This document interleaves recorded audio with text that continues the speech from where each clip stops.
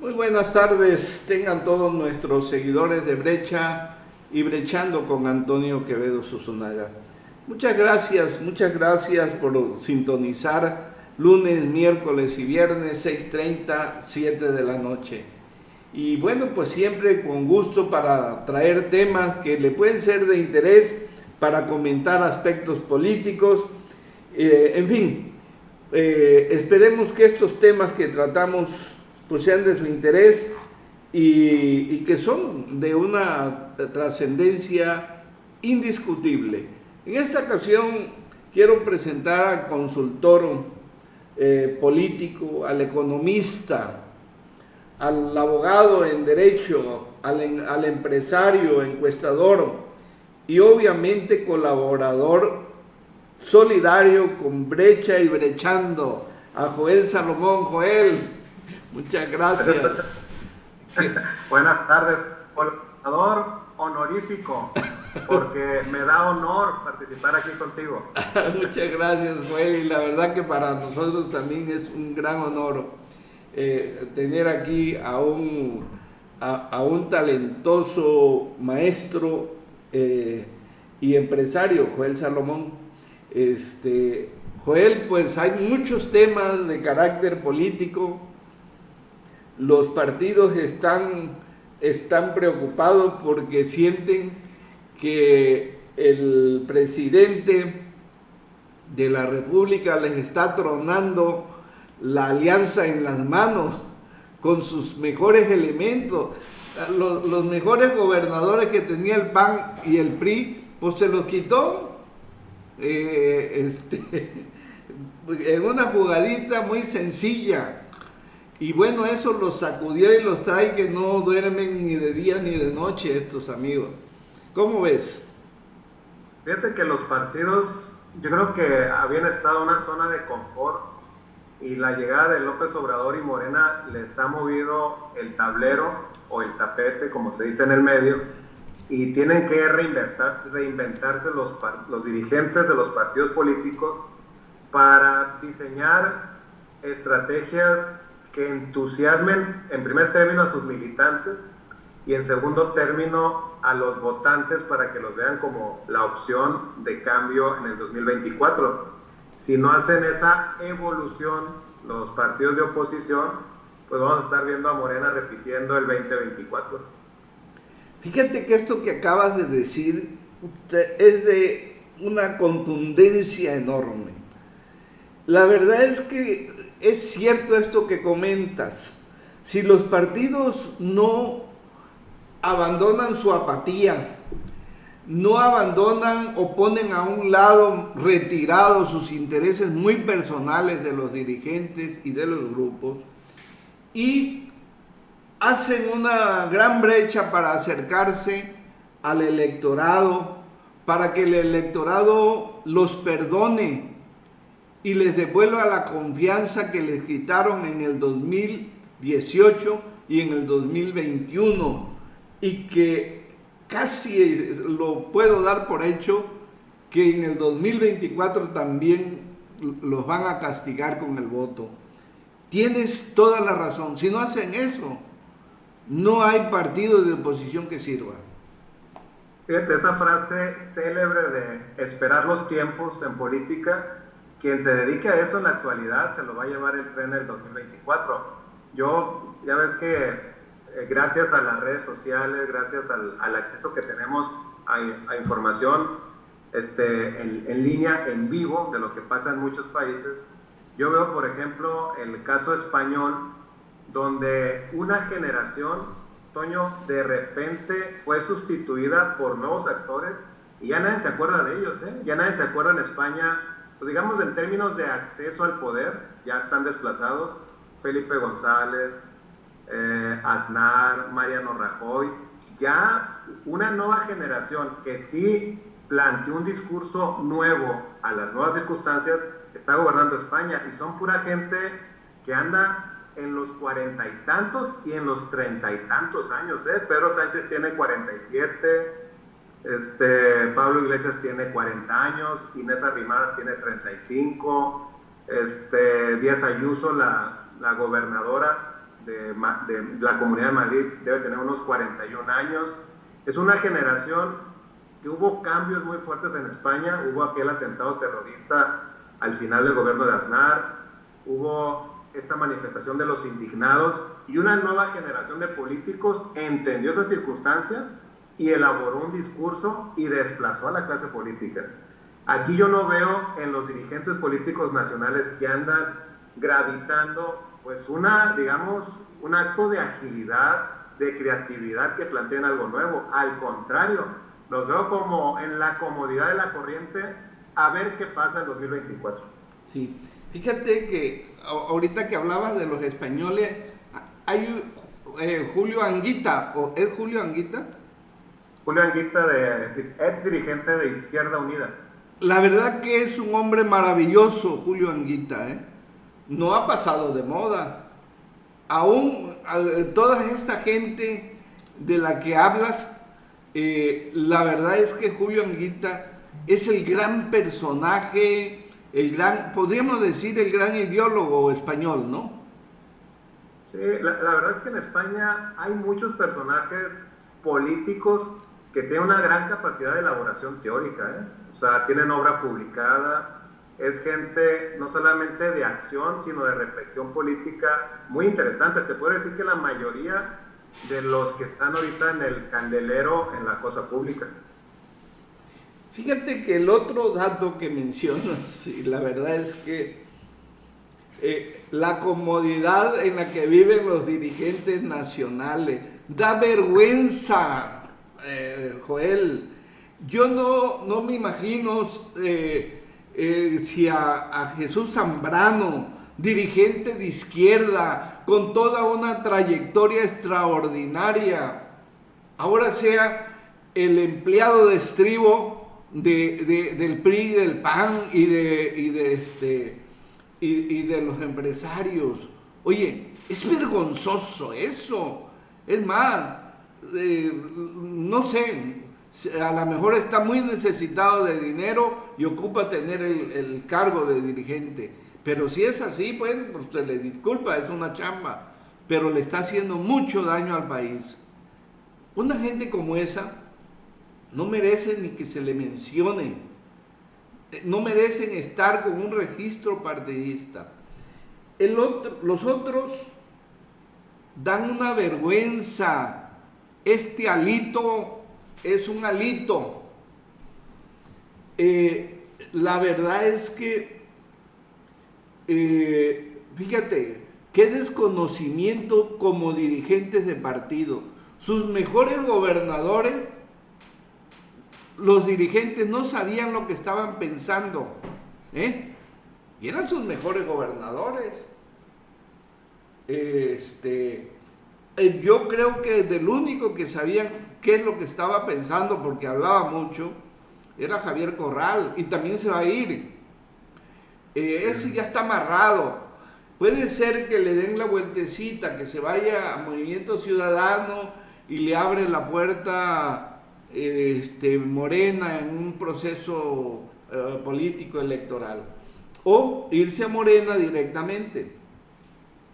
Pero te digo, es una vergüenza. La verdad es que no tienen por qué decirle a Quirino o decirle a Antonio Echavarría que los van a renunciar. Pues, ¿quiénes? Si ellos nunca han ejercido un liderazgo ni acercamiento, ni siquiera Alito Moreno visitó nunca en una actividad normal a Quirino. A ver, Quirino, te está yendo muy bien, oye, eres el representante de los priistas aquí en Sinaloa.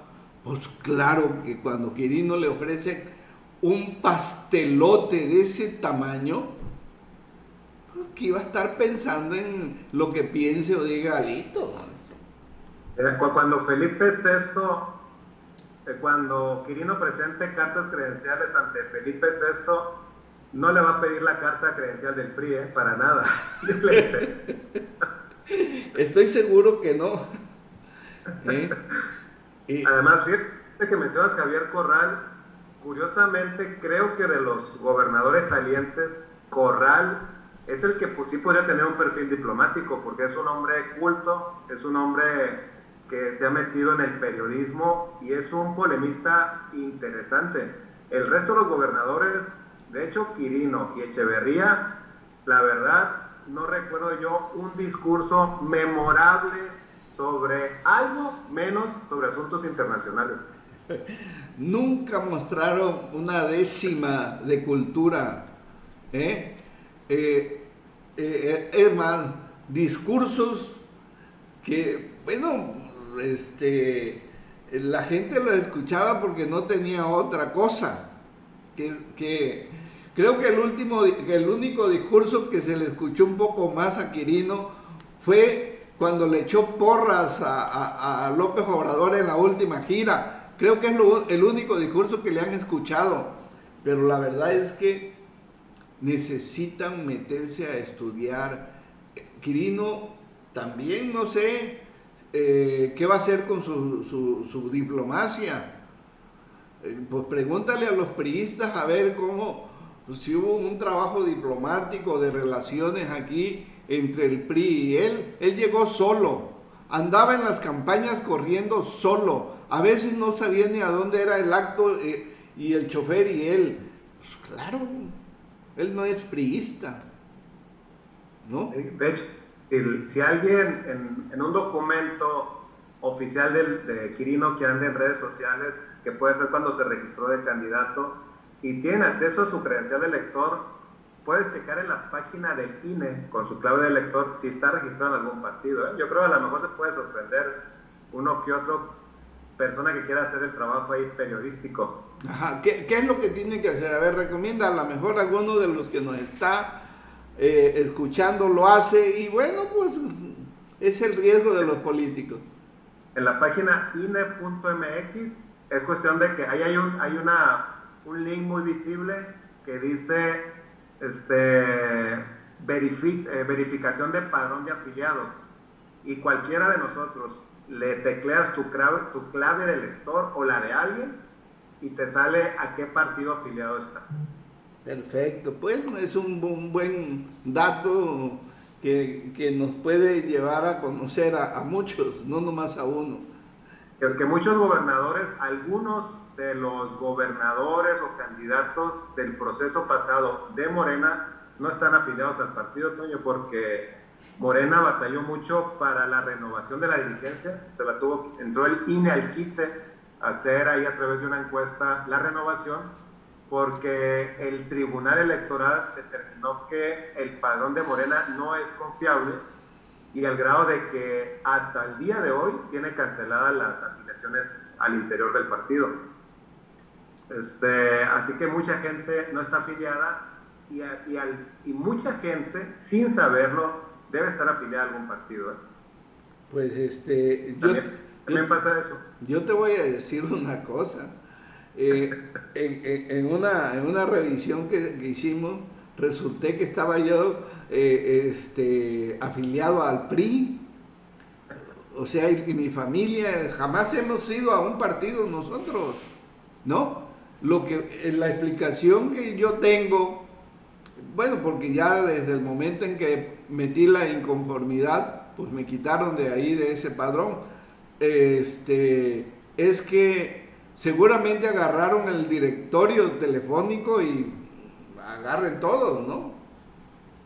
Y antes era muy fácil afiliar gente porque no había una compulsa de las firmas en el INE, pero conforme ha ido evolucionando el derecho electoral, ya es muy complicado. Ahora los partidos tienen que acompañar la credencial del elector, y el INE tiene que verificar que coincida al hacer la compulsa.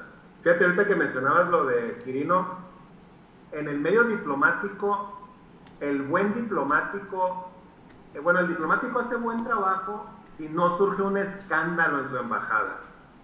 Es decir, ahí Quirino la lleva de ganar, nomás que cuide que no haya un escándalo o que no haga una declaración inapropiada, porque la diplomacia es el lenguaje propio en su máximo nivel, es la corrección política total, y si sigues las reglas y no pasa nada, haces un buen trabajo. Si la llegas a regar, pues te conviertes en el hazmerreír del medio.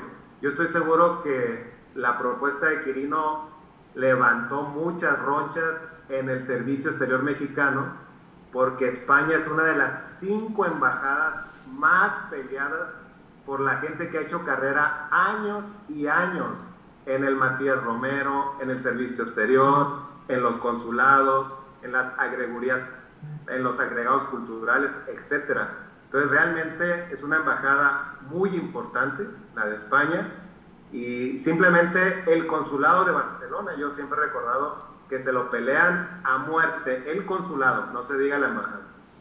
Pues si están enronchados los del servicio exterior mexicano, imagínate las ronchas que tienen los dirigentes y los miembros del PAN y el PRI. Oye, no, están a punto de hospitalizarlos con tanta roncha que deben tener. La verdad es que yo veo a un Morena, veo a un López Obrador como un gran maestro de la política ahorita, con todas las jugadas que está haciendo, ¿no? Fíjate, las jugadas que está haciendo, otra jugada que hizo, que le golpeó cuando Miguel Ángel Osorio Chong y esta Vázquez Mota se aliaron para tumbarle la iniciativa que llevaba él. La respuesta de López Obrador inmediatamente fue empezar a hacer comentarios en la mañanera acerca de Miguel Ángel Osorio Chong y de esta señora, y que pues hicieron un trabajo que no es muy limpio, en fin, ahí ven, y lo señalaba.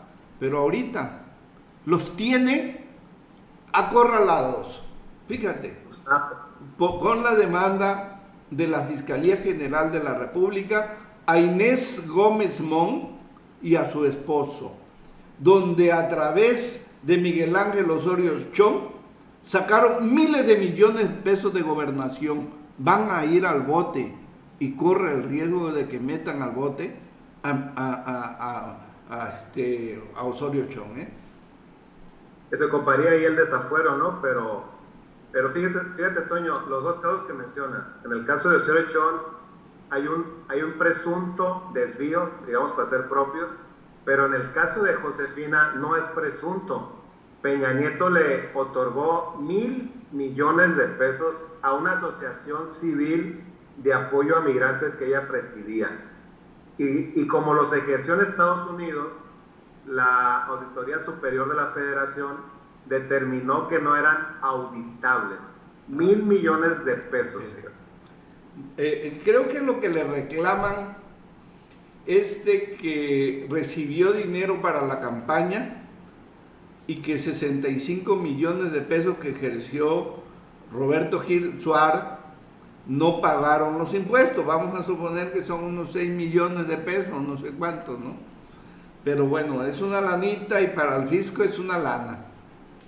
Fíjate, lo cierto es que con lo que empezamos, ¿de dónde va a venir entonces la alternativa a Morena en 2024? Si a quien voltees a ver en la oposición es cuestión de que le rasques poquito y lo inhabilitas, no puede ni caminar. No hay oposición. Es más, yo no sé, yo veo también otra cuestión. Los priistas son tienen un oficio admirable, Fíjate, 70 años. Sí, saben todas las reglas y saben todas las normas. Mi admiración. Fíjate cómo el primer paso que dio el ahora presidente de la Junta de Coordinación Política en la Cámara de Diputados, ¿no? Moreira. Okay. La fracción del PRI. La fracción del PRI. Toman y empiezan a ayudar a sacar las iniciativas que tenían pendientes con Morena, que tenía pendientes. Y de esa manera tan sencillita anularon al PAN. Y el PRD ni se diga, el PRD tiene un candidato, un senador o no sé, no tiene gente. Pero el colmillo de la respuesta de López Obrador nos hizo esperar. Podemos hacer alianza con los priistas. No dijo para cuándo, ni cómo, ni en dónde. Y manda la primer señal con Quirino, fíjate. Una señal enorme, ¿eh? Tremenda. Esa señal va a ir arrastrando muchas otros amarres en muchas dependencias, en muchos estados, para muchos cargos de elección popular del PRI. Vas a ver. El PRI va a... Sí. Hay un mensaje de que el priista que colabore puede ser compensado. Entonces, el ejemplo de Quirino, hay 5, yo diría que le he dado vueltas al asunto, yo ubico, Toño, 5 embajadas que son la gran aspiración de los diplomáticos mexicanos. Es Estados Unidos en primer término. Sí. En segundo lugar, creo que pondría yo a Francia. Francia, sin duda, Francia. A la gente le gusta vivir en París, hombre. Es Imagínate ser embajador ahí en Francia y tener la residencia con gastos pagados en París. Y en tercer lugar, yo pondría España por la gran relación que tenemos cultural, comercial. Cuarto lugar, Reino Unido. Y quinto lugar, por el posicionamiento económico que tiene China. Entonces, para mí España es la tercera embajada más importante, y otorgársela a un priista en este juego que tú mencionas de espejos, de señales, de entendimientos, es muy interesante. Sí, yo creo que están bastante acorralados. ¿Por qué? Porque ahorita está sacando toda su experiencia Andrés Manuel López Obrador, toda. Porque esta experiencia que está manejando aquí, el viernes la vas a notar con todos los países de América Latina. CELAC, en la reunión de CELAC, en la reunión, sexta reunión cumbre de CELAC, donde estoy casi seguro que va a ser un duro golpe para la OEA, muy duro, pero también va a ser un gran fortalecimiento de una nueva corriente política en toda América Latina. Es interesante el papel de Marcelo Ebrard, porque sale muy fortalecido. Claro. Sí. Marcelo Ebrard, lo único que está haciendo es Marcelo Ebrard sí es un gran conocedor de la política internacional, porque esa era su materia en el Colegio de México. Uh-huh. Y lo que está haciendo Marcelo Ebrard es acercarle al presidente López Obrador lo que él quiere, que es los países que simpatizan con su visión de izquierda, o los países hacia los que López Obrador tiene algún afecto particular, porque creo que su luna de miel de López Obrador fue en Cuba, pues los está acercando, y digámoslo así, lo está haciendo feliz Marcelo al presidente López Obrador, y se sigue ganando, yo diría que en la mente de López Obrador, porque en la sucesión presidencial, mi impresión, como la de muchos también, es que Claudia Sheinbaum está en el corazón de López Obrador, pero en la mente de López Obrador está Marcelo Ebrard, y en las manos de López Obrador está Ricardo Monreal. Yo sí los veo, corazón, mente y manos. Y Marcelo Ebrard es muy inteligente, lo que está haciendo es aprovechando al máximo su cargo, digamos, para darle por el lado al presidente López Obrador y llegar en el mejor ánimo al 2024. Es muy buena tu percepción, muy buena. La verdad que coincido con ella, porque efectivamente el hombre que le da resultados ahorita a nivel internacional, con las vacunas, con todas las acciones, con la operación que hicieron de Bolivia, que fue muy riesgosa, en fin, todo eso, pues es Marcelo. Y Claudia efectivamente está en su corazón. y si le falla a Marcelo, pues ahí tiene el corazón en la mano, ¿no? Y el que sí dudo que lo acerque al cuerpo es a Ricardo Monreal, es un tipo muy habilidoso, pero está ahí en la jugada, ¿eh? Pero está en las manos y en la meta, digamos, de López Obrador. No, está en la mesa. Y ya él se subió bien a la mesa porque como que había dudas y demás. No, la va a pelear por Morena. Quiere decir que ellos van a estar en la parte más importante del gobierno a partir de 2024. No hay duda que vayan a ganar, no hay duda. Esta alianza Monreal, Marcelo Ebrard, empujada por Monreal, es muy interesante y es muy habilidosa. Claro, claro. ¿Por qué es muy importante y muy habilidosa? Los amigos de Ricardo Monreal son priistas.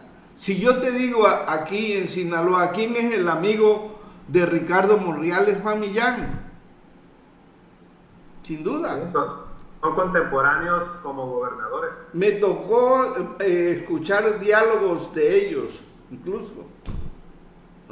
No tengo ninguna duda. Juan Millán sigue siendo una figura muy importante, que no tiene ahorita todo el escenario, pues no está metido. Sin embargo, a través de México, el partido metió Fuerza por México. Sí, Fuerza por México, ni me acordaba yo el nombre. Bueno, oye, ¿cuántas siglas hemos visto pasar, no? De partidos. Tremendas. Oye, pero el otro tema es la Corte. Esta declaración que hizo la Corte, Joel, vale la pena retomarla porque tiene enclaustrada en las cárceles a muchas mujeres víctimas de violaciones y que se les impidió que abortaran. Sí, fíjate, hay que decir, Toño, que bueno, es una gran decisión de la Suprema Corte del pasado 7 de septiembre, que el aborto es un tema muy polémico y hay que atajar las posiciones extremistas. Yo no conozco una persona en el mundo que esté a favor del aborto. No. Se está a favor de la despenalización del aborto. Ese es el tema. Y en México creo que existen...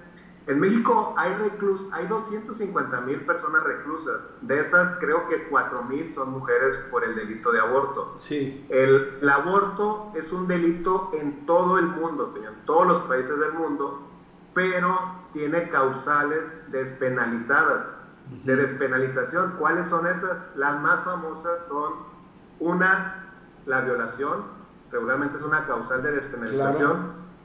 Dos, cuando está en riesgo la vida de la madre, ahí está despenalizado, puede abortar. Y la tercera es el centro de la polémica mundial, que es el derecho de la mujer a decidir en un determinado lapso. Ahí el tema que siempre eterno es cuando empieza la vida del producto o la vida humana. Sí. Y ahí pues dentro del debate hay que decir que no hay un consenso científico, hay muchas opiniones de los hombres de ciencia. A mí me gusta la posición de constitucionalistas como Diego Valadez.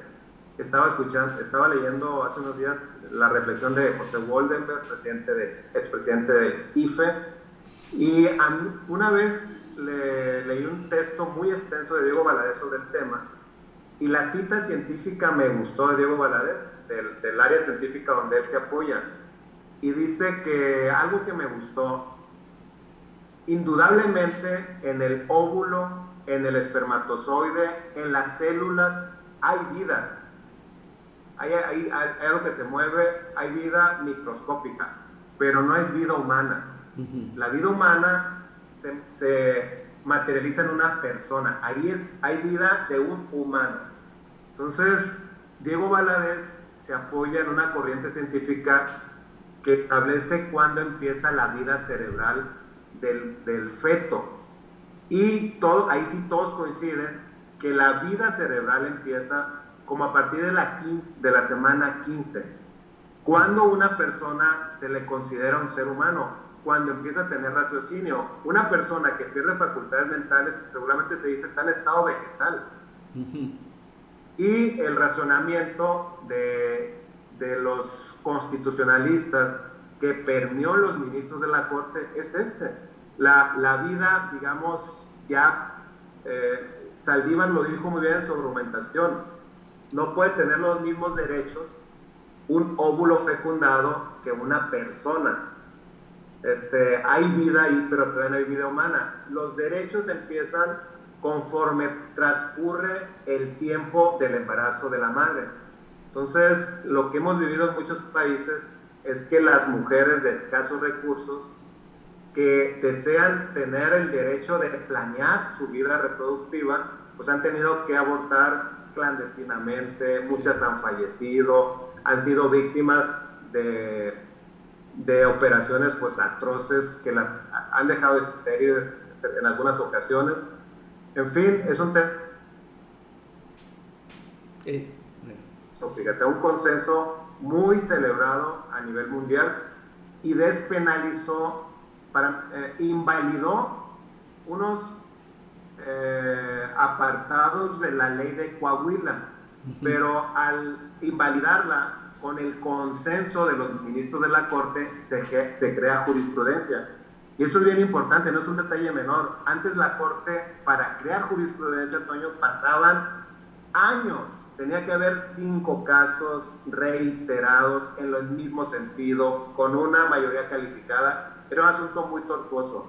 La reforma que el ministro Saldívar empujó y logró la aprobación del Congreso establece eso. Si hay una resolución de la Corte mayoritaria con el voto aprobatorio de cuando menos 8 ministros, esa es jurisprudencia. Ese es el criterio del máximo tribunal y debe ser obligatorio para todos los jueces de ahí para abajo. Eso tardaba mucho antes en el Poder Judicial. Venturosamente se estrena esta mecánica con el tema del aborto. Y aquí un dato importante en la práctica cotidiana. Cualquier abogado, Toño, puede invocar esta sentencia para sacar de la cárcel a una mujer que está ahorita recluida por haber abortado. Fíjate qué interesante, y la verdad ojalá y sea un gran beneficio para todas esas mujeres. Son muchísimas, Joel, muchísimas. Sí. Bueno, 4,000. Fíjate, son 4,000, pero yo me traslado a un esquema ni siquiera violatorio, a un esquema de una ranchería, de un lugar donde no hay posibilidades de que llegue una autoridad médica a ayudar. No, simplemente ahí están las parteras. Y a las parteras se les mueren muchísimas mujeres porque el niño venía atravesado, porque no se dieron cuenta que venía en condiciones nada especial, en fin, y lamentablemente muchas veces, la mayoría de las veces, muere la mamá y el niño. Así es. ¿No? Ahora, en algunos casos de esas mujeres que han acudido de los ranchos a los lugares a abortar, son las que han sido detenidas y están allá en las cárceles. Eso es la gran justicia. Creo que sin duda esta medida de la Corte va a llegar a todos los estados del país, porque como bien dices, es la orden de la jurisprudencia con la que están actuando ya en este momento. Fíjate que a mí me gusta mucho la definición de jurisprudencia. Hay muchas, ¿no? Yo cuando estudié Derecho, hubo una que me hizo clic y con esa me quedé. Es la interpretación vinculante, obligatoria de la ley. Repítemela porque se escuchó media cortada. Fíjate, jurisprudencia, Toño, es la interpretación vinculante de la ley, es decir, la obligatoria. Porque en el derecho, pues la esencia del derecho y de los juzgados es resolver controversias, porque distintos actores tienen interpretaciones distintas de la ley, claro, y un juez determina cuál es la interpretación correcta. Y la jurisprudencia, eso es la interpretación vinculante de la ley. Y la Corte hizo una interpretación, la misma Constitución que tenemos desde hace muchos años, la interpretó a favor de los derechos de la mujer. Ese es un resultado muy interesante, porque antes, te estoy hablando hace unos 10, 15 años, bueno, hace unos 8 años, todavía en la Corte había algunos ministros que evidentemente conservadores, y que el tema del derecho de la mujer a decidir lo tenían con una visión de los años 50. Yo recuerdo al ministro Salvador Aguirre Anguiano, que parece que era de Jalisco, era muy obeso y ocupaba casi toda una silla de la Corte, y era el ala, digamos, legítimamente conservadora, pero lideraba esta visión de pues, no permitir el derecho a la mujer a decidir con las causales que hemos mencionado. Me sorprendió mucho que aquellos ministros que ubicábamos medio conservadores, la verdad que hicieron muy buena proyección. De hecho, el proyecto de sentencia lo hizo el ministro Luis María Aguilar Morales, que era el presidente anterior de la Corte. La gente lo ubicaba en el ala conservadora porque genuinamente es un hombre del Poder Judicial. Aguilar Morales empezó de office boy, Toño, en un juzgado. Pasó de office boy a secretario mecanógrafo, de secretario mecanógrafo a asistente, de asistente a secretario de acuerdo, de secretario de acuerdo a juez, de juez a magistrado. Aguilar Morales, de ahí a oficial mayor de la Corte, de oficial mayor de la Corte a miembro del Consejo de la Judicatura, y después a ministro.